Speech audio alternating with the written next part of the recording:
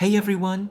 Today we're making a delicious and classic Sharlotka apple cake, soft, moist, and packed with fresh apples. Let's get started. In a large mixing bowl, add 125 grams of room temperature butter. Then add 150 grams of fine sugar. Using a hand mixer, whisk the butter and sugar together until light and fluffy. Add in the first egg. Whisk until fully incorporated. Add in the second egg and whisk again until well combined. Now add 200 grams of sour cream. Mix everything together until smooth. In a separate bowl, combine 220 grams of all-purpose flour with 6 grams of baking powder. Mix the two dry ingredients until well combined. Sift the dry ingredients into the wet batter in 2 parts. Gently mix until just combined. Do not overmix. Add the remaining flour mixture.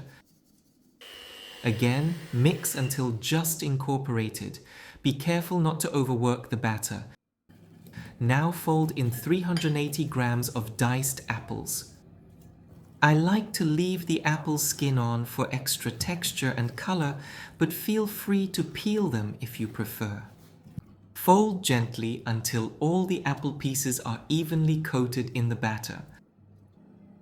Transfer the batter into a 20 cm springform pan lined with parchment paper at the bottom. Smooth out the top with a spatula. Bake in a preheated oven at 180 degrees Celsius for about 60 minutes or until a toothpick comes out clean. Once done, turn off the oven and leave the cake inside for 15 minutes before removing it. Carefully unmold the cake and let it cool completely. Let's make the frosting. In a bowl, add 200 grams of sour cream and 50 grams of fine sugar. Whisk together until the sugar dissolves. Then add 100 grams of mascarpone. Whisk until smooth and creamy with your desired consistency. Spread the sour cream frosting over the cooled cake and decorate it however you like.